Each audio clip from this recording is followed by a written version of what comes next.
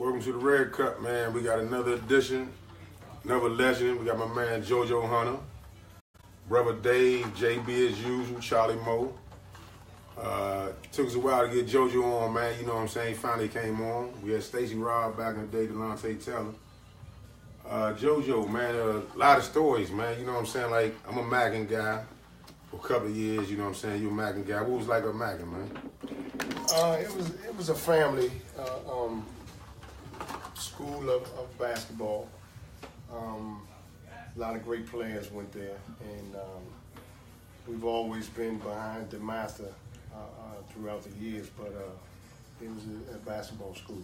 I'm sorry that the school closed, but the recruitment of the school was over. You know. Yeah, who was on your team? Who some guys you played with there? Duck Williams Dame? played at Utah and You went to Notre Dame? Okay. The Heron brothers who played Villanova. Played at Villanova. Gerald Purnell, we call him Steamboat. He's a judge, a district judge now here in Maryland. Okay. Mo Young, Jose Long, Larry Long, who played at Georgetown. I mean, the names go on and on. Johnny Dawkins is part of the family. Austin Carr.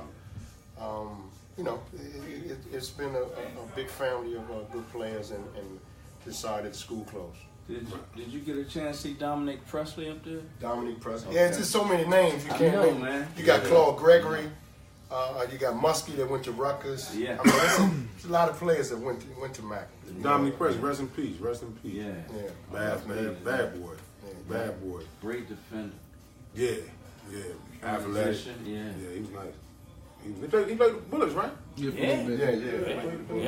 Yes. Made a killing overseas. Right. Name some old cats, man, back in the day, man. Certain playgrounds you went to and played against, like Stacey and them guys, Baby.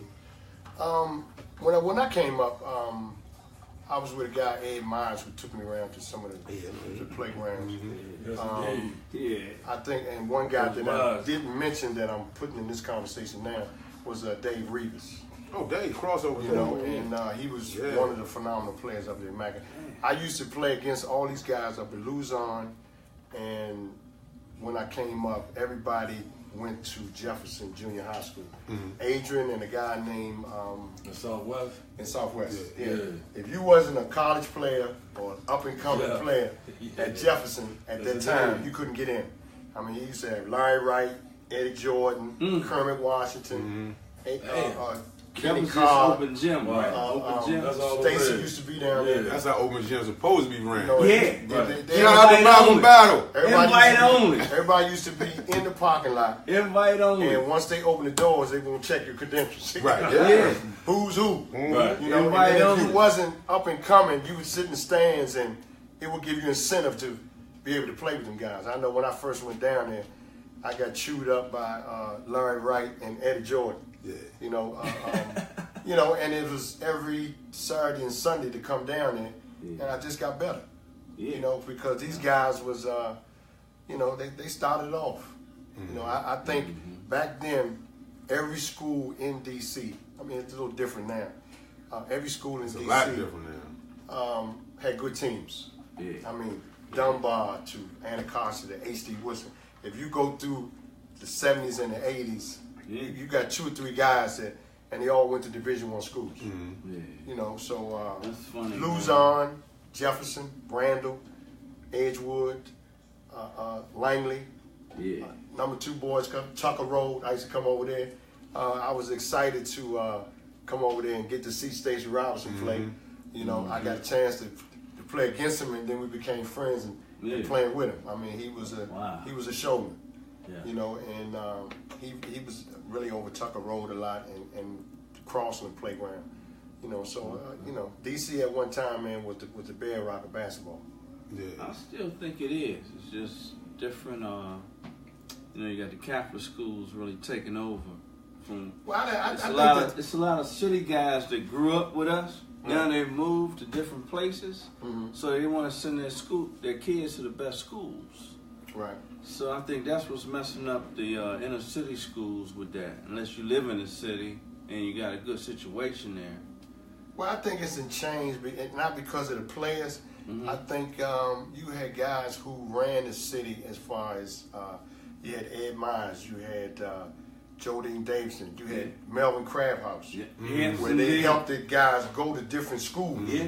You know, and these guys helped dudes that that wasn't doing well. He needs some tennis shoes. Or we playing over here. When I came up, it was only one AAU.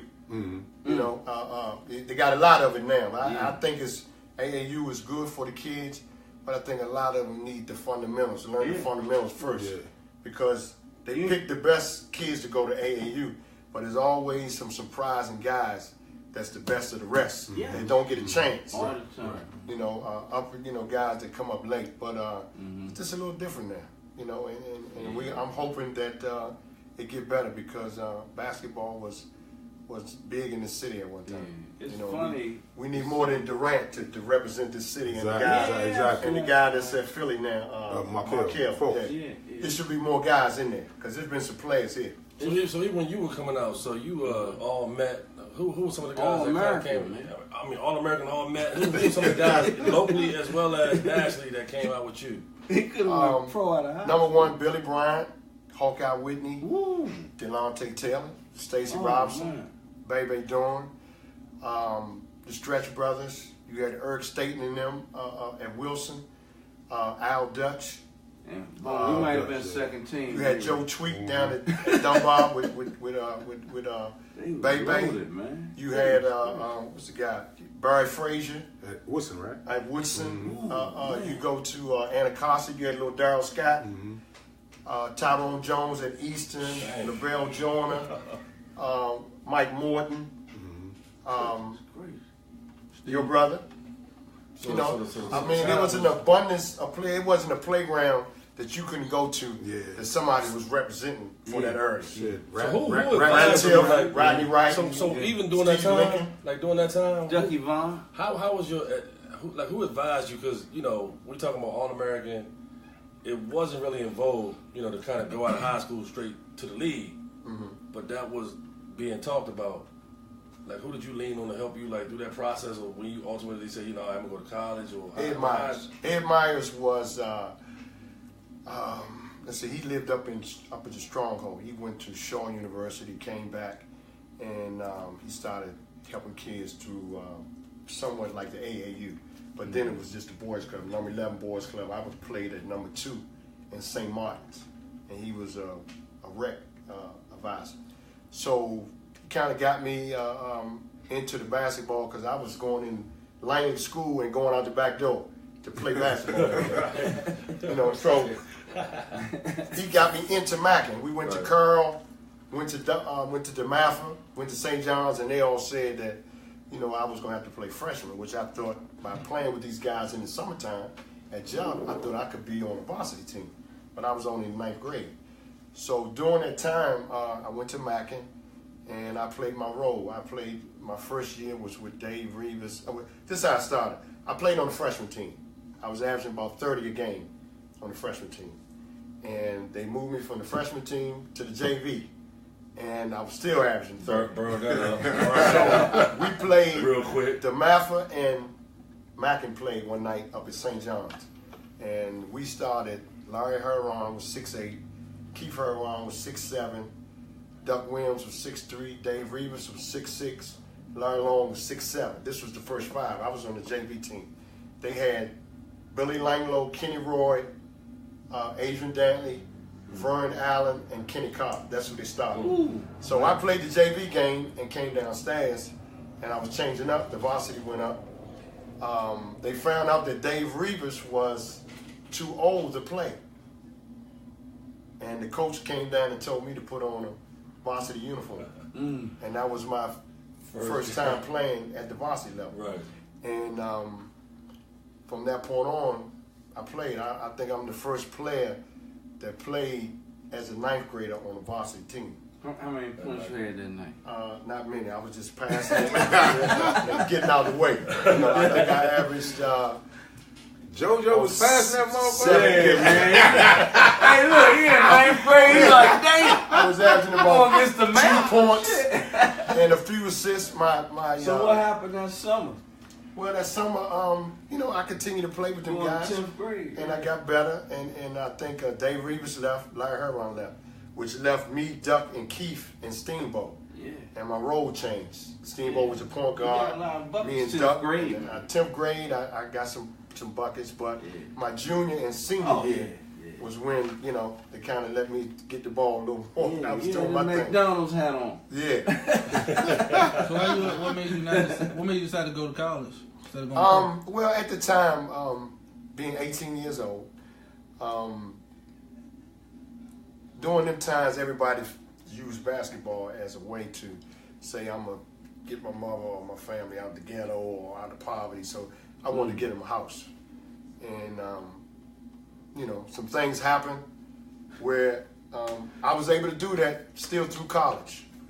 The bag. Hey, Bo, I was waiting on you, Bo. Shout out to the lefty. And we got My the place. man. And I was told at that time that I was still had a chance that I could get in. At that time, it would have been a one and done.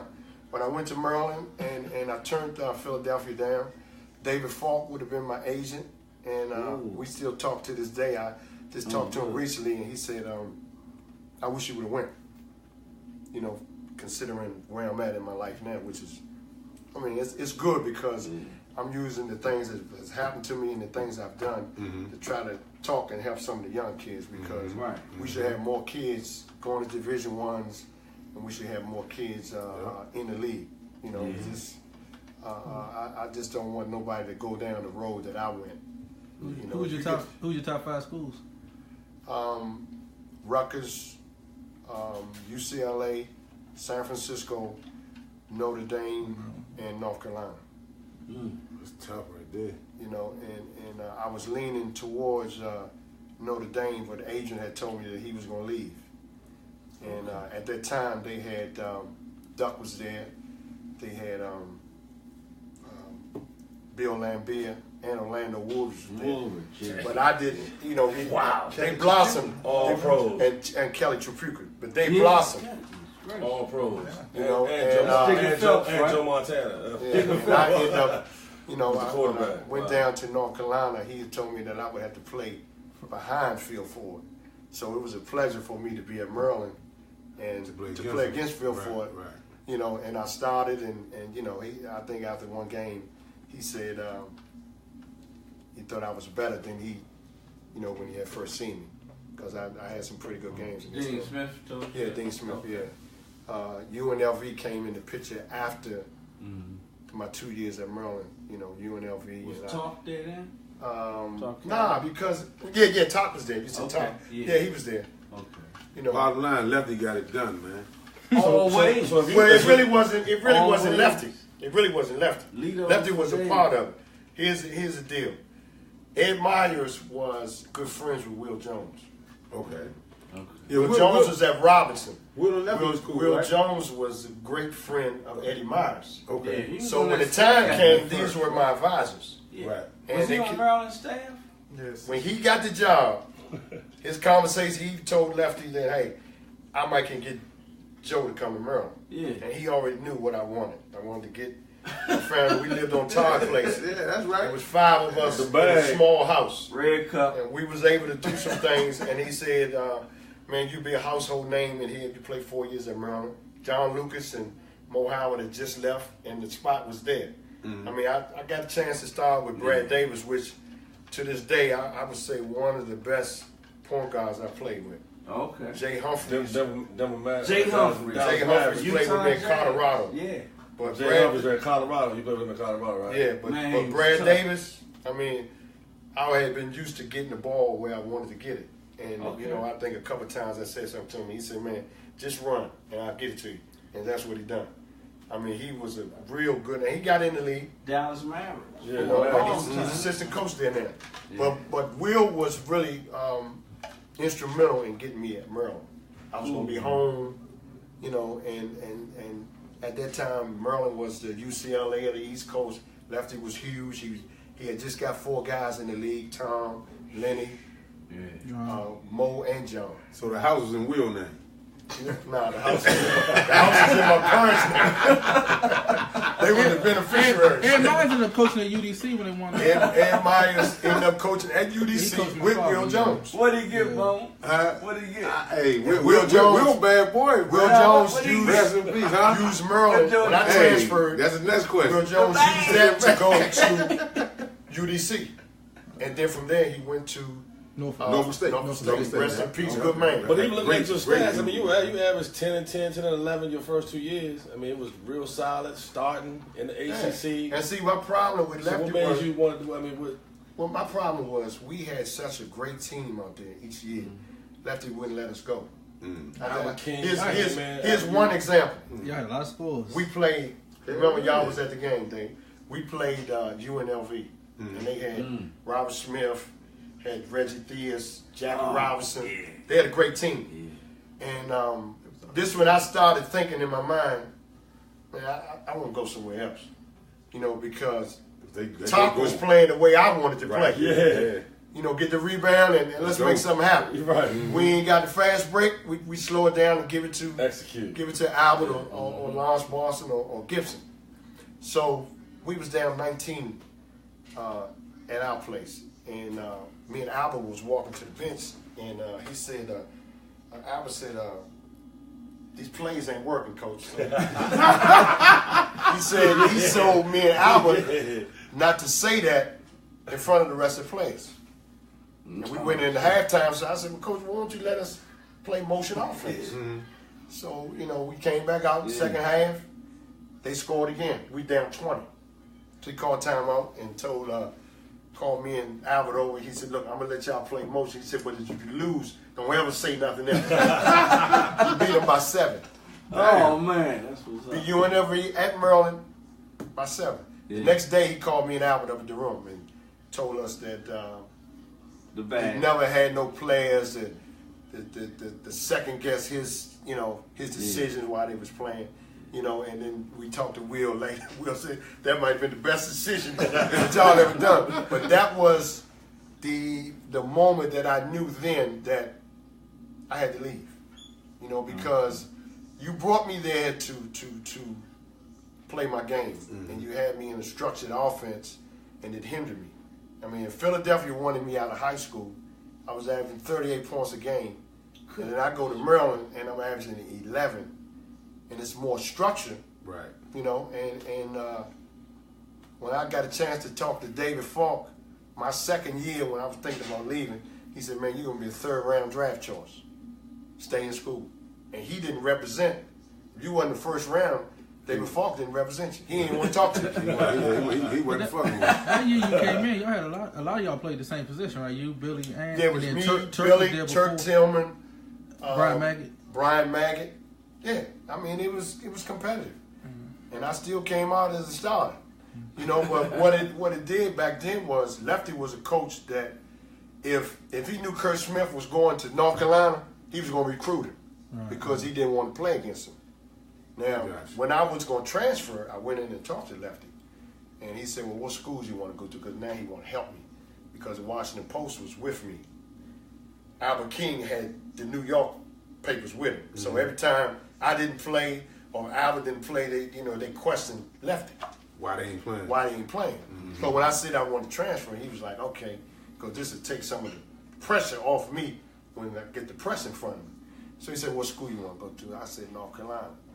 And he got red as a beak. He said, nah, you ain't going to North Carolina. Because he didn't want me to come back and play against him. Yeah, so I end up going, he would try to help me any place else. So I had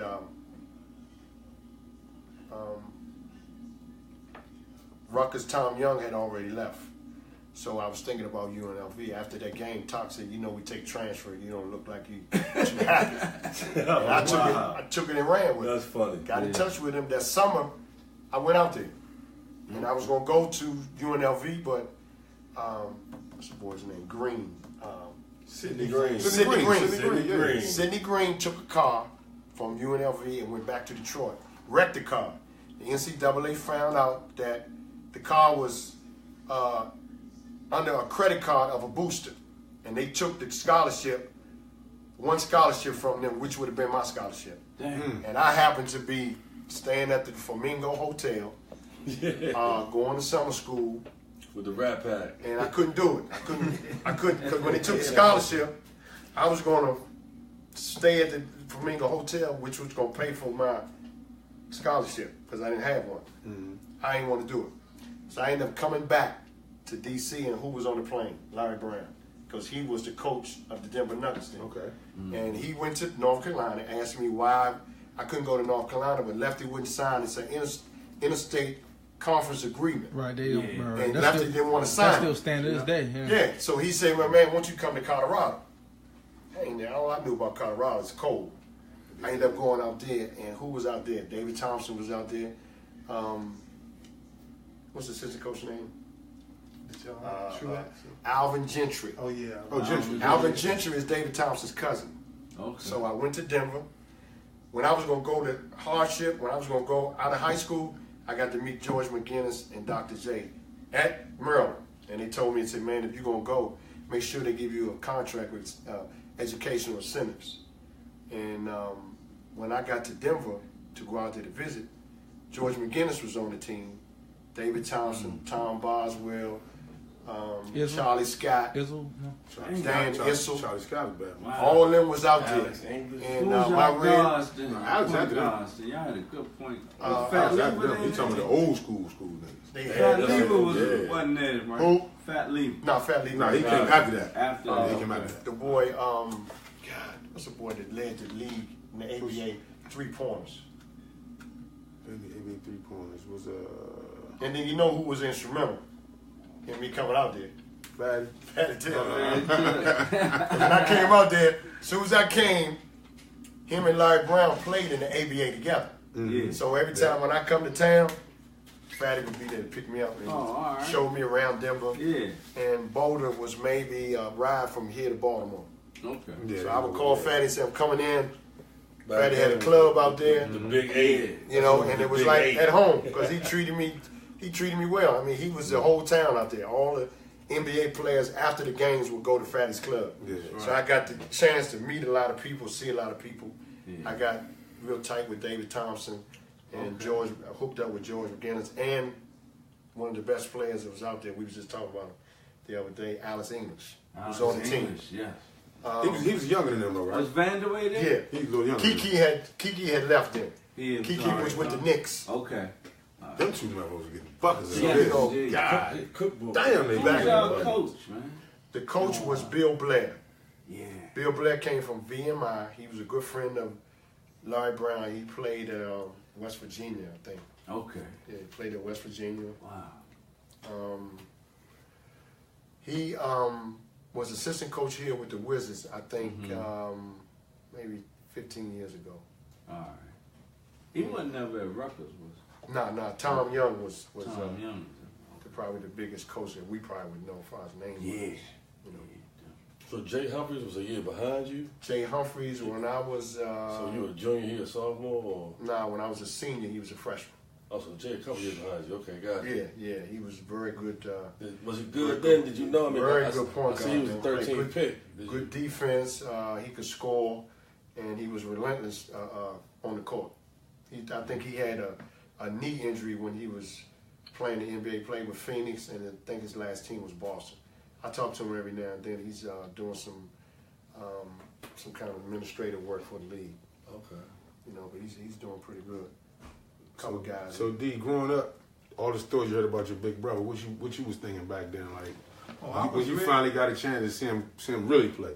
I was real young back then, but all the people that was coming around, I knew that he was special. You know, people would always come around. You know, wanting him to play with them and everything.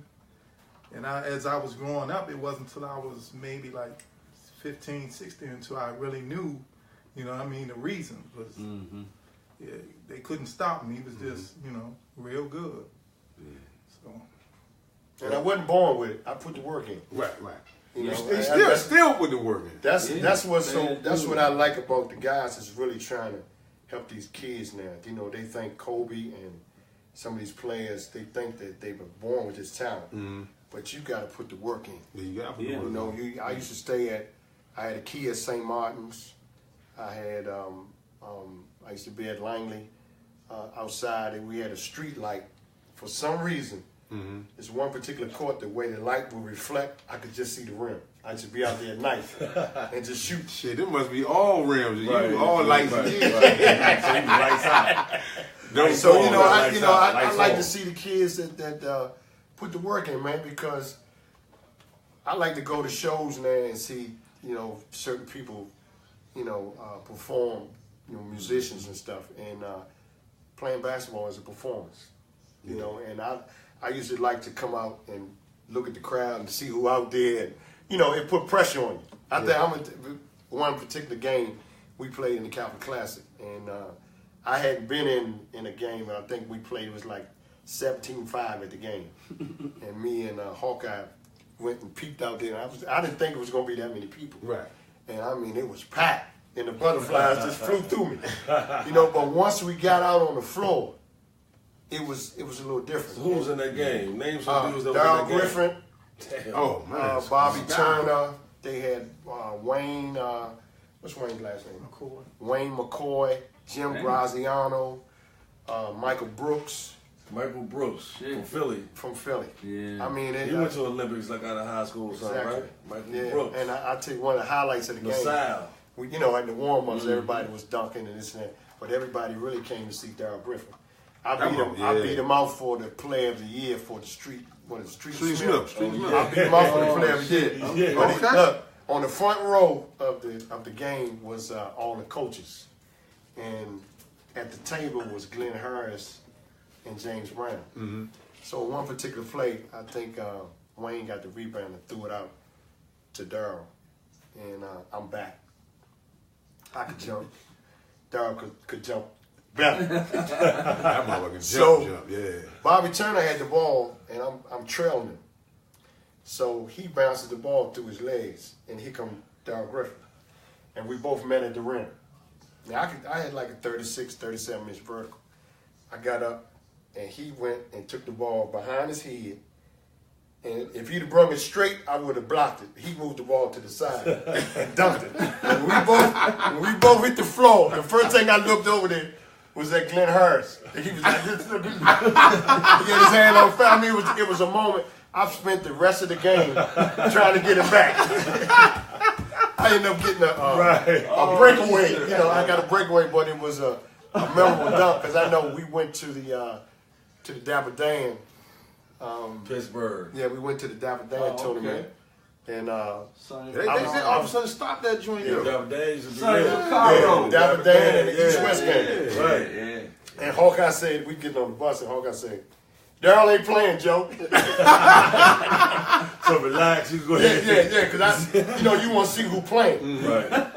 But that game there, I was the, we ran the offense, and when we got in that game, Clyde Austin and Hawkeye knew. Remember, we was just talking about this day. Clyde Austin and Hawkeye knew that they was gonna go to NC State.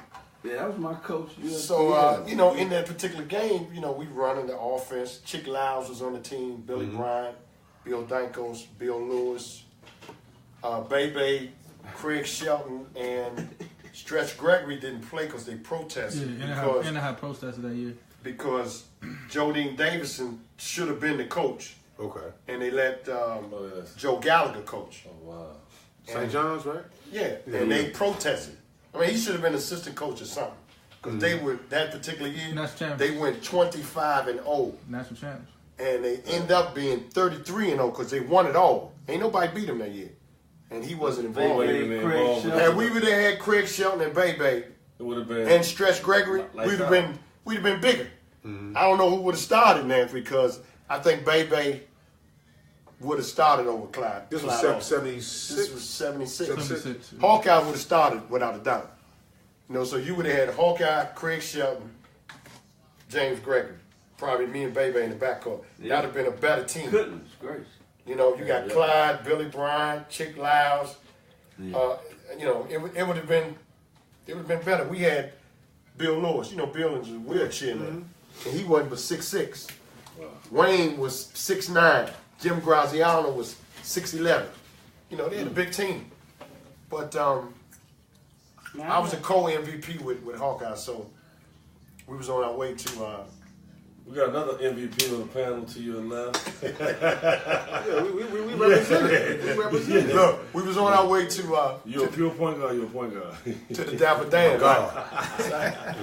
So I said in my mind, I said, well, the trophy was nice. I said, well, when we get up here, I'm gonna shoot everything I can. Because I knew Hawkeye and Clyde was going to the same school. Yeah. And they was, he was getting it to Hawkeye. Buddy ball. So we got up to the Dapper Dan. I hit 29. Look, Hawkeye told me when the game was over, he said, well, you got started early, didn't you?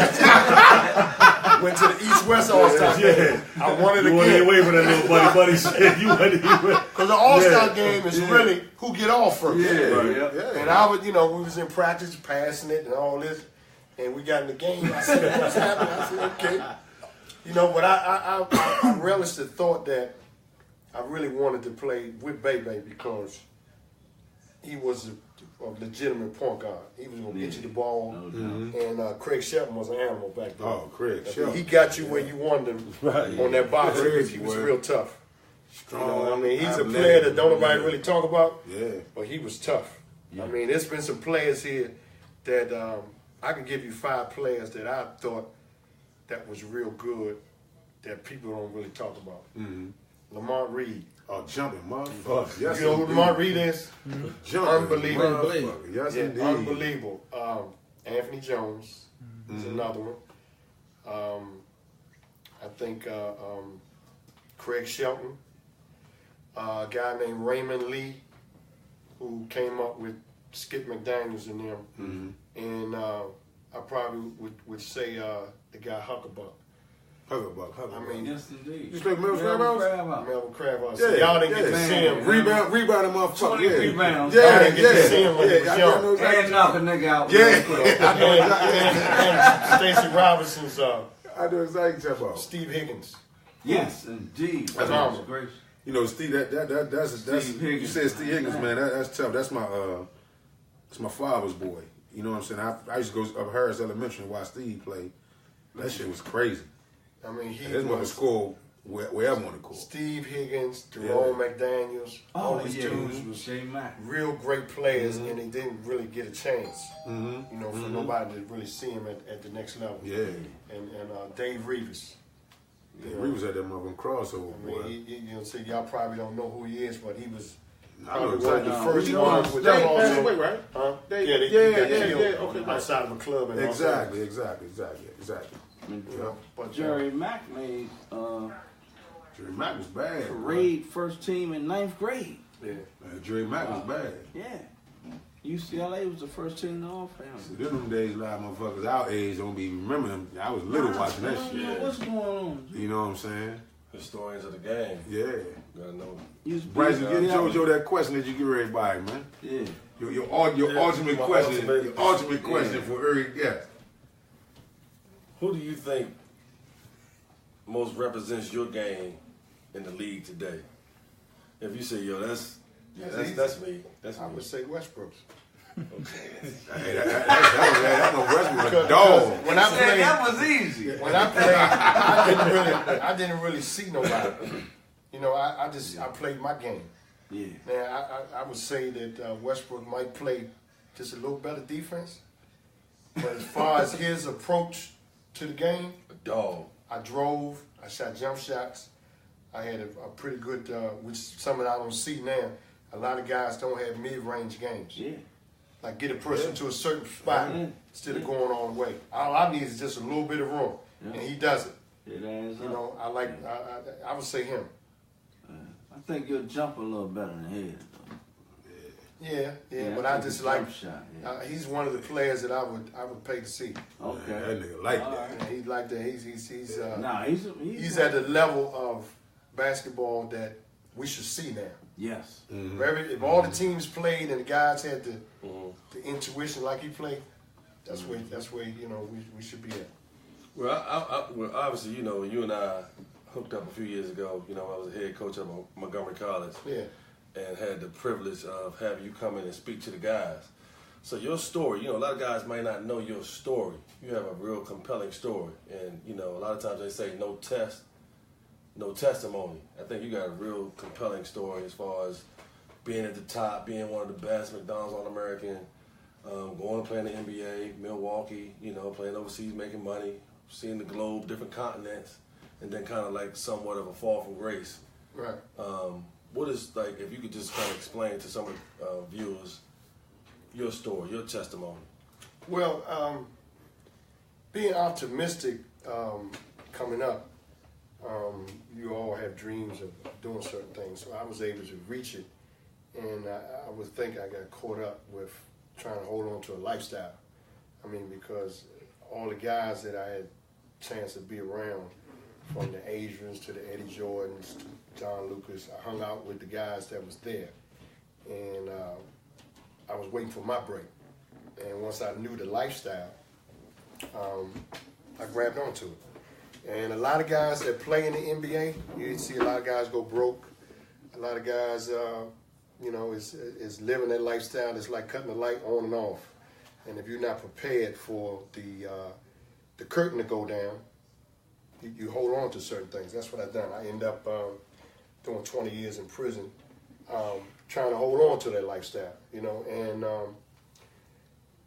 things that I'm doing now, they're trying to talk to kids, because when I came to prison, it was still the fanfare there. People still wanted to see me play. They wanted to see JoJo shoot in prison. So I did it down Lawton. Right. I did it in the feds.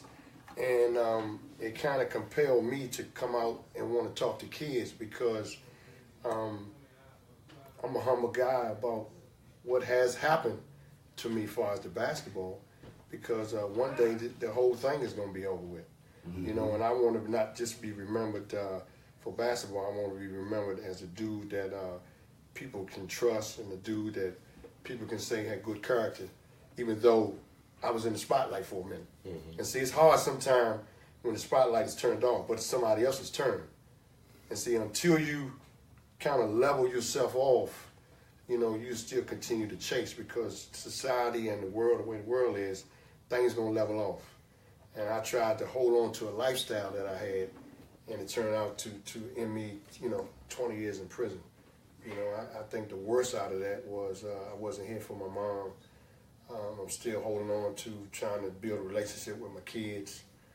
And I try to use what happened to me to talk to kids. Everybody ain't gonna make the pros. Everybody ain't gonna be millionaires. But the quality of life that you can have is really up to you. So after doing that, I'm glad that it happened, in a sense, because it's a reality check. Yeah. And I look forward to seeing some of the guys like what y'all doing is good, because people are still trying to show some of these younger kids that they still got a chance, whether they're in the NBA or not. They got a chance, and I use my life to try to reach out and help. Yeah. It's funny. It's funny you said. You said in some situations glad it happened, because like I look at shit like this, man. Like it's a lot of shit you wouldn't be able to share and tell people to try to make them better if you experience it. Yeah. You know what I'm saying? And some people don't bounce back from a lot of shit. No. You know what I'm saying? You don't hear. I rewind the tape. You go back to when Stacey Robb came on the show, shared his story with no hesitation. You know what I'm saying? I mean, and to see that nigga Stacey every week, that's a funny motherfucker, just laugh, joke. You know what I'm saying? He laugh about his story and all that. But just that make me feel like real happy, man, proud, and more respect. You know what I'm saying, for guys to sit and just share certain stories with people, man, and like, and to come on and just talk about it to us. You know what I'm saying? That's very appreciated, because people.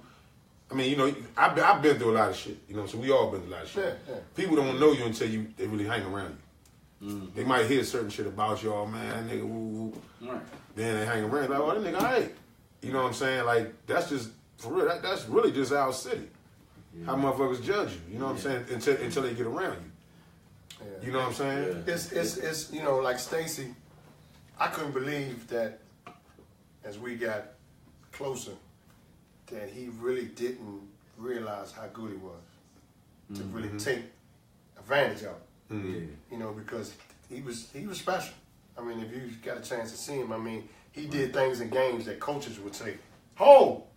and he would make it successful.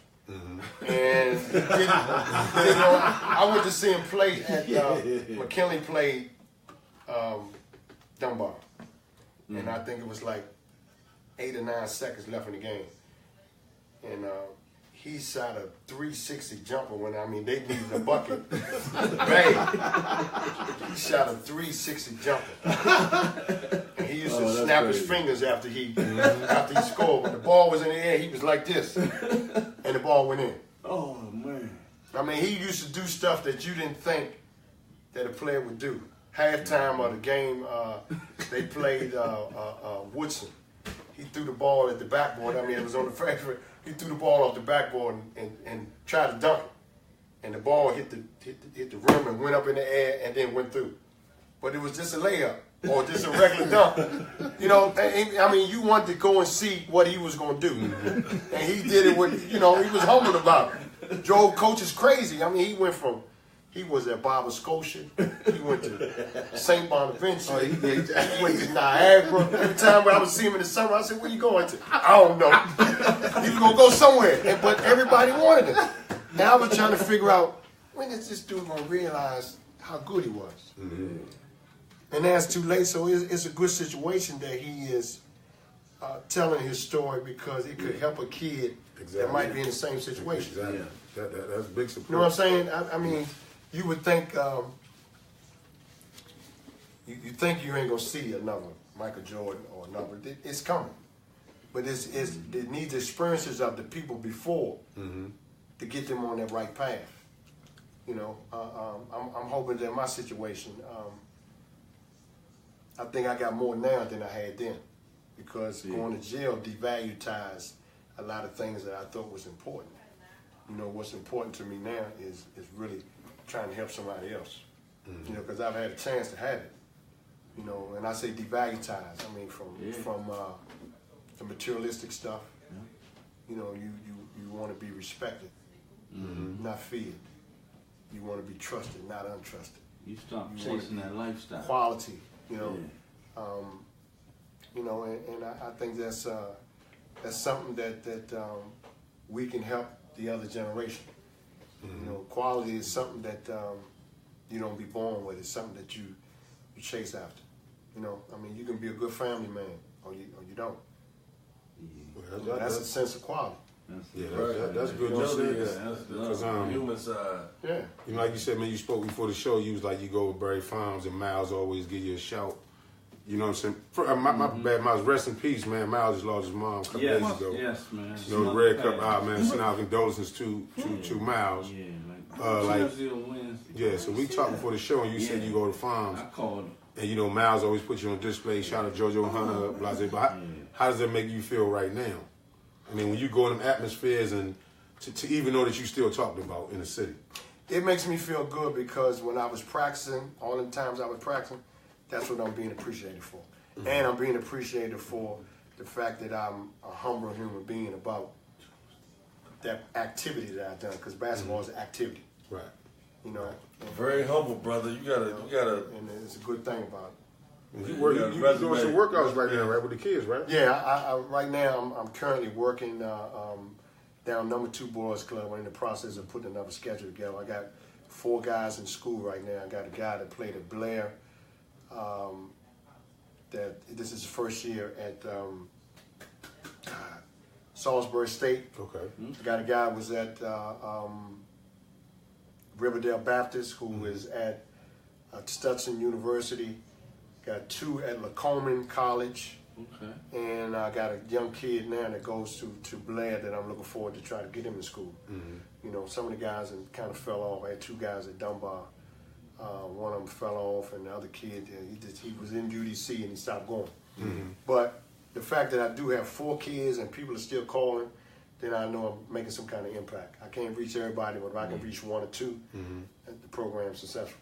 That's the one thing I noticed about you yourself, Delonte Taylor, Bebe. And I got to throw Bootney Green in the conversation. You know what I'm saying? These guys, like, looking up to them guys, man. The one thing that I learned from y'all is just to stay in shape. You know what I'm saying? I was going to say, so crazy. I was going to say, all y'all cats is still in shape, man. Yeah, it's Crazy. still in shape. Everybody you name still in shape. in supreme shape, no matter how old y'all are, which is key, man. Delonte and the Legend Coalition this summer. Delonte ain't not always been in shape. I told you I see him up Haynes Point on the bike and everything. Booty always been in shape. I was just telling Lawrence that the key to it is once you reach a point as far as being in shape, and you're not in shape, it don't feel good. Yeah, no bull. Hey, you ain't gotta tell me. When I see, I already know. I wasn't working out as much. My brother runs from Silver Spring to Georgetown. You know, I can't run that far, but I think just recently I was going to work, going down New Hampshire Avenue, and he was running. You know, and he ran past my job while I was at work and kept going, which is good. Mm-hmm. But when you see guys that's still trying to be in shape, it's really at this point they're trying to live. You know, and I was telling him, I said, man, it don't feel good when you don't feel good. Mm-hmm. You know, I look at the NBA now. As soon as I seen Westbrook and them play the other day, I told him, I said, I'm gonna start working out again. It inspired you because the dudes, these dudes now look good, and they're getting a little bit more pampered from the injuries that we had. Mm-hmm. Now they learn from guys that then tore stuff up, and they playing better. Well, look, like I'm me and Bone communicating back and forth the other day, and I mean, he said, well, I'm gonna hit you back on the track. I said, damn, it made me feel real bad. Don't tell everybody. Call you, man. Terrible, man. He had to throw that up. I hit you back. I'm on the track. Okay. You on the track. Okay. He breathing all on the phone. Yeah, I'm on the track. He calling me at work, though. You could have said whatever, I hit you back, but you going like I'm on the track. That kind of, he was showing off. Until you get off, dude. He was showing off, dog. He cheating the workout. Nah, sneaking in the workout, man. Sneaking in the workout. You gotta get the exercise, man. You point guard, pure point with God. He is God. I play basketball. He a tough dog. No position. No position. Yeah, I remember. So 2 Mackin guards MVP of the Capital Classic. Oh, man, that's kind of crazy. Man, can't no backcourt message crazy right there. I'm just thinking about that. That's kind of crazy. I know we play. This would be tough to stop right here. We play over at Johnny Dawkins. Johnny Dawkins was MVP too. Austin Carter. Wow. Johnny Dawkins, man. We play over at Thurgood Marshall. So this will still be hooping though, like coming over screens. So they don't want us. So they don't want us to. Yeah, they don't want us to play together. So after I score a few buckets, Curt say, "I got him." Right. So this nigga still run. No, I'm still running around like you check a guy like right now. We go to the gym right now and say for example go hoop down showers or something. I ain't playing them youngs. They run around too much. Right. This nigga be just constantly. I'm like, hold up, man. Somebody else damn. But I remember we played at Eastern Branch, and his uncle Rodney told me, he said, man, Curt, he said, man, my cousin, he said, my nephew Curt got a lot better. So he came over to the Eastern Branch, and I don't know, I jumped out there. He crossed me over, slid me. I took Rodney after the game. I said, yeah, he got game. Eastern Branch, just to get on the court with them over there. Oh, man. They ain't let you play back then. Man, shit. It was a good wreck over there. Man, you walk that joint, it's closed. If you lose, you might just get your shit. Or wait till the after party. They had a nice after party over there. Yes, they did. Yeah, I think they doing over there. They doing it over there. Yeah. No bullshit. Cool as full, huh? Mm-hmm. And that's no bullshit though. No bullshit. You brought up Eddie Jordan, man. How good was Eddie Jordan back in the day? Very good defensive player. He loved the game. I would say as far as his talent was, he was in the right place at the right time. Mm-hmm. Rutgers was the best school for him to go to because they went to the NCAA. He had James Bailey, Phil Sellers. Tom Young was a coach that could have been an NBA coach. Yeah. Ended up getting drafted by the Lakers, played with the Nets, and very good defense player. And he was a ball player. He represented DC well. Him, Adrian, Tim Bassett. Danny, baby. Billy Bonds said you was trying to come to Curl with him. Yeah, I tried to come, but they were stacked up there. Tyrone Howes. They had Tyrone Howes. They had Skip McDaniels, Eddie. Yeah. Al Dutch was a bit. Al Dutch. You know, but I was stacked, though. I mean, it was great. Yeah, I mean, back then, all the schools. Yeah, I was just But like you say, all the schools was stacked. I mean, y'all was stacked. I mean, the names, y'all was stacked. I mean, D1, like you say, straight D1. Every kid that went back then that played went to Division I. I mean, you look at Shirley Martin and Cricket from McKinley. Cricket was nice. They went to Division I schools. Mm-hmm. You look at Dunbar. Everybody on Dunbar's team went to Division I. Yep. Everybody. You go to Carl. Yep. Billy, Steve Smith, Al Dutch, Tyrone Howes, Skip McDaniels, Eddie Jordan, all of them went to D1. And Dozier, right? Erd Dozier, Erd Tennille, Delonte Taylor, even though he switched and went to Wilson, still went to a Division I. Yeah. You know, so, Justin Ellis from St. John's. Wake Forest. Yep, Bill Dankos. You could go on and on. Man, the talent here at one time was phenomenal. The talent crazy. Ridiculous. You know, it wouldn't be nothing to hear that Kentucky was here, UCLA was here. Mm-hmm. You know, and now as it kind of tapered off. That was natural. It was natural to see them guys here. Yeah. You know, 5-star basketball camp. Yeah. I mean, we was at, the year I was at 5-star, if it was 200 guys there, 90 of them got to the pros. I mean, names from all over the country. That's tough. You know, Butch Carter, I was up there. Butch Carter was up there. Kelly Tripucka. Where he from, Ohio? Was there? Butch Carter from New York. From Jersey. Howard, right? Yeah. One time, Yeah, I mean, it was, you know, in my dorm, it was me, Hawkeye, Kenny Matthews, Bebe, Craig Shelton, Claude Gregory, Stacey Robinson. I mean, I could go, this is in one dorm. Right. Damn. This was in one, we all went up on a bus. The 5-star. Oh, yeah. To 5-star basketball camp. Same like we did to go to Princeton. Job. Yeah, that's Nike crazy. joint. Yeah. Nike So you think this shit was going on way back in the day? That's what I'm saying. That's what's so crazy. How did they treat y'all up there, man? This is crazy. It's just How like did they treat life y'all? repeats itself. You know what I mean? We ran the joint. It was But us. how did they treat y'all? Us in New We York. got treated different. Hey, what was it with us? Us in New York. That's New York. It was us in New York. They wanted to see us play against the New York players. I think, what was the guy that went to Notre Dame? He could really drill. Rivers? No. Who was he from? He's from New York. Butch Carter was one of them. They had Butch Carter. Then the Philly was Michael Brooks and Gene Banks. Yeah. Reggie Jackson. that went to Maryland. Reggie Jackson, because he went to Roman Catholic. Yeah. They was all up there. I mean, it was like D.C., Philly, New York. You had the Rocket. There was a guy named the Rocket that went to UCLA. Rob Foster. Mm-hmm. He was there representing California. You had David Greenwood. I mean, these was the coaches: Chuck Daly, Hubie Brown. Wow. The Gator, which is Mike Patello.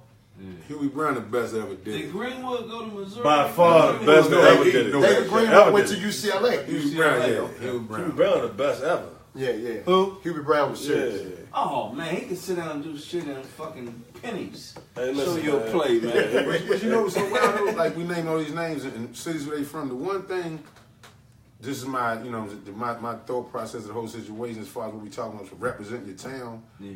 I don't think these guys from here know. They don't represent all this history that we got for real. Like you get Kenny Smith on that TNT. He talks about New York guys. Yeah. He represented shit. You know what I'm saying?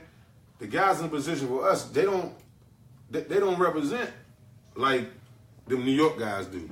Yeah. You know what I'm saying? And I think that's why we so stuck in a like. Some they got the Baltimore crew. They represent their people. But we got so many from here, man. Don't even motherfuckers get to the top of that platform and you don't know where these motherfuckers be from. Baltimore just did a good piece on that Baltimore Boys joint. Yeah, that was nice, Boys. man. And I think that was good. It was a couple guys that he didn't mention. Yeah. And but you can tell that they are very appreciative of the players that's there. Yeah, that's exactly. Yeah, we went to the preliminary event of of the whole show, and you know, it was really nice. Yeah. You know, Reggie, David Wingate was there. Ernie Graham, which is one of my best friends. Yeah. He was there. A lot of the players that played with them.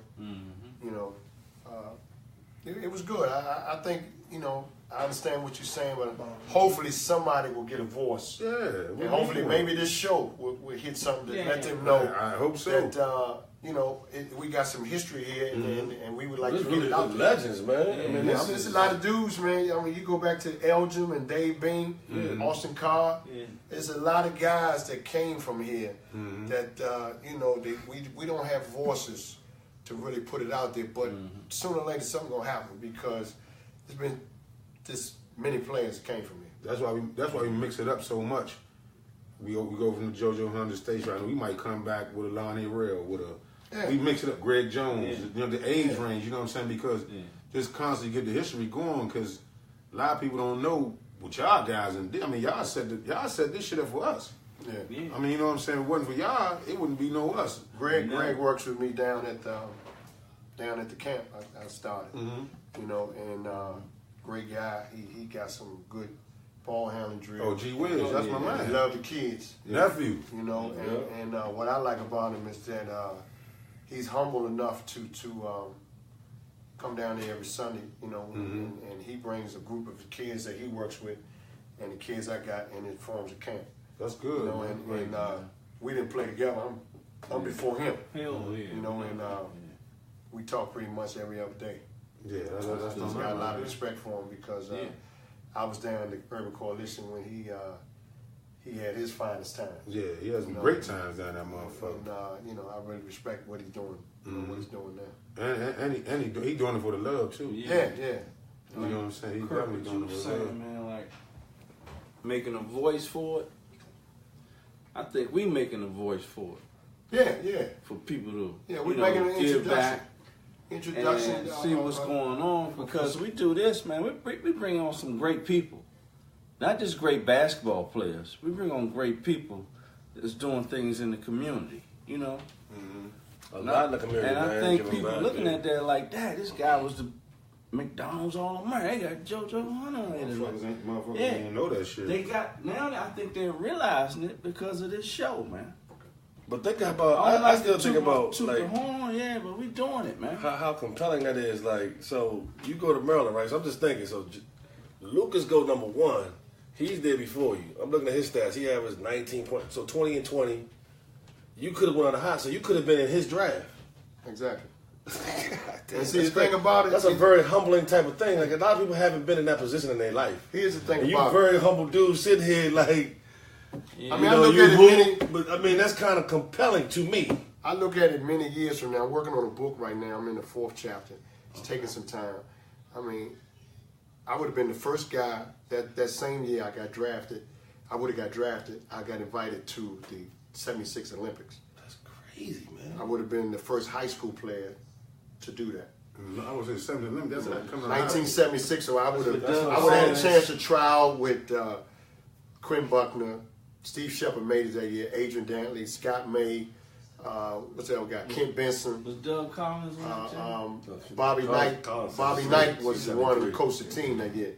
But David Falk advised me, if they want you now, don't play in this game, because if you go down there and get hurt, that's squash it. But I got the letter that they sent me. Wow. You know, so you know, it was a few things about that at that time. I was young. You know, I look at it many years. When a guy just asked me a couple of days ago if you would have had the chance, would you have took it? Now I would say yes. But the road that I've traveled is still a good road, because I played 10 years overseas, 5 years in the CBA trying to get back in, tried out with Detroit, the Wizards.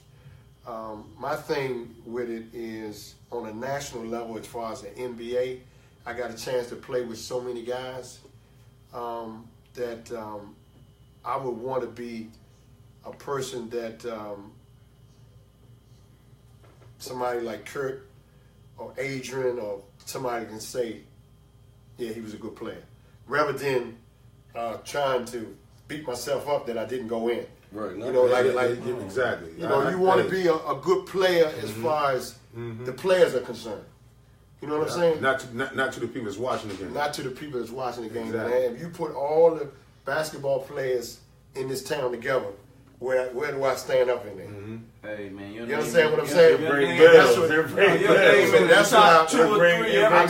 like that a little more. I've never heard nobody explain it like that because what he's saying is what we go through all the time. You know what I'm saying? Like you get caught up in conversations at the bar somewhere. Yeah. Them fans. You know what I'm saying? Them the ones that come to see you, that they paying to see you play. But when you get in a conversation with guys that's there and been there, and they saying your name, that solidifies your whole situation. Yeah. Fuck what they saying that the stats and all that. But when you got a motherfucker coming and say, oh, that motherfucker right there, and he in the show. Yeah. That's the best shit to me. Yeah. That's solidifying. But you can pick out any nugget though. Even forgetting what the people. What about with the writers? Like, how many people you know can say they was a Street Smith Player of the Year? I mean, name how many personally you know that was Street Smith Player. That's what I'm saying. So many nuggets. That's what he's saying. Nuggets is so. He's saying fuck that. Yeah, I know. That's what I'm saying. He's saying come up as you played against and saying you played us in there, saying boom. You know who always called me all the time and he kind of like give me my props, but we don't get into it.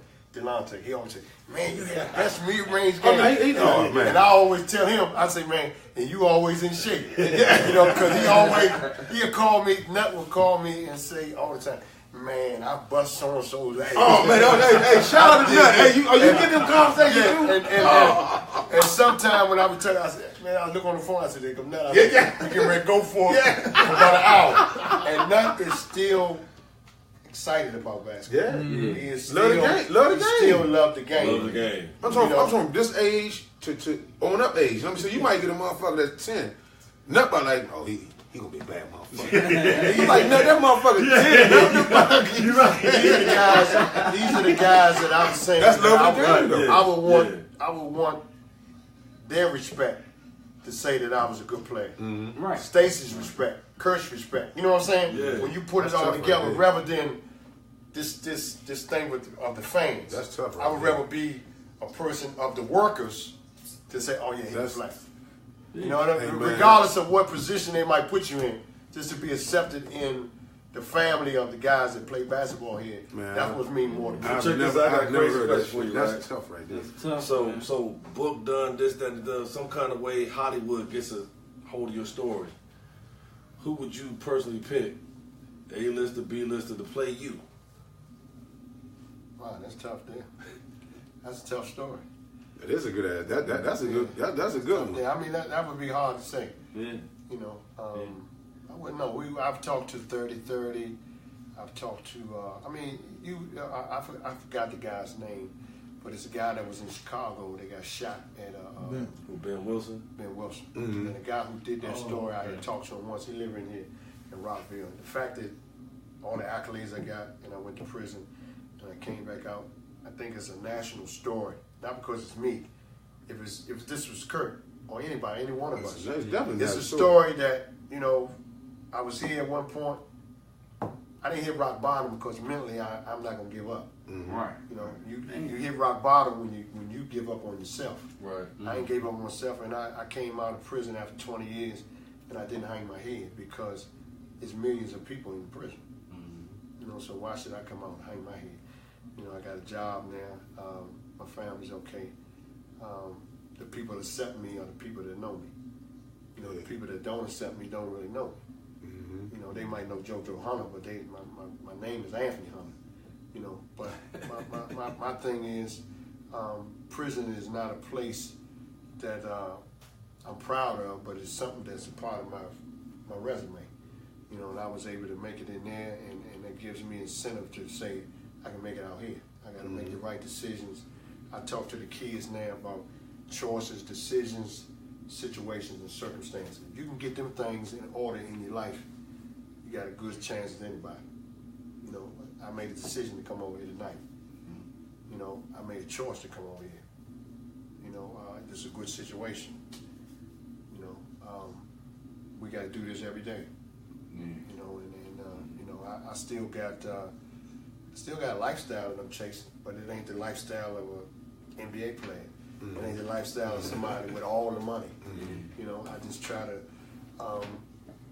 like I say, it devalues a lot of things. So I try to deal with my lowest desires to have, which helps me not to make a bad decision. You know, so I mean, then anything can happen. I'm 60 now. So I might got 20 more. I'm trying to. You Gucci. Yeah, I'm trying to make sure that my life can help somebody else. Yes, indeed. To me, guys that always say, "Oh, you ain't make the league" and all that. You know what I'm saying? But at the same time, by doing positive things like you doing, like Stacey doing, like Bootney doing, like you still getting excitement out of your talent of what people know you as. Like you working with the kids, but you working them out in basketball and life skills. You know what I'm saying? So that basketball brought you to that. So you made it. You know what I'm saying? I'm in the league. You in the league. Yeah. You in the league. You in the league. You know what I'm saying? You in the league. You know what I'm saying? Because of that talent. And like thinking people, that's why we kind of flock together. As crazy as it may seem, that's the hook. You know, when you say you're on the same level, we kind of see it and think it the same way. Mm-hmm. You know what I'm saying? Yeah. Give back to it the same kind of way, with that same kind of passion. Ain't nothing about no money, but just a nut for the game. Yeah. That's what it's all about at the end of the day. And I love the way you expressed yourself, man. Thank you. Because everybody know you great in basketball. People that played know. People that didn't play know. You was one of the baddest people that ever came out this city, man. But for you to talk like this tonight and just express how you feel and express different circumstances, like you said, people that don't know you, now they know you. Well, I like to appreciate this setting and thank y'all for having me on. Yeah, we gotta get you back too, man. You know, Yes, indeed. anything I can do to help, Yeah. I'm here for y'all. Mm-hmm. All right. You know, so Appreciate thank you. Appreciate you, Judge. Thank We're gonna you. close it out. So we're gonna close like this. So fuck all the fans that be talking that bullshit, nigga. If you ain't hoop on a high level, a motherfucker give you no compliment, fuck with that shit y'all talking. Yeah, Red Cup, we out, baby.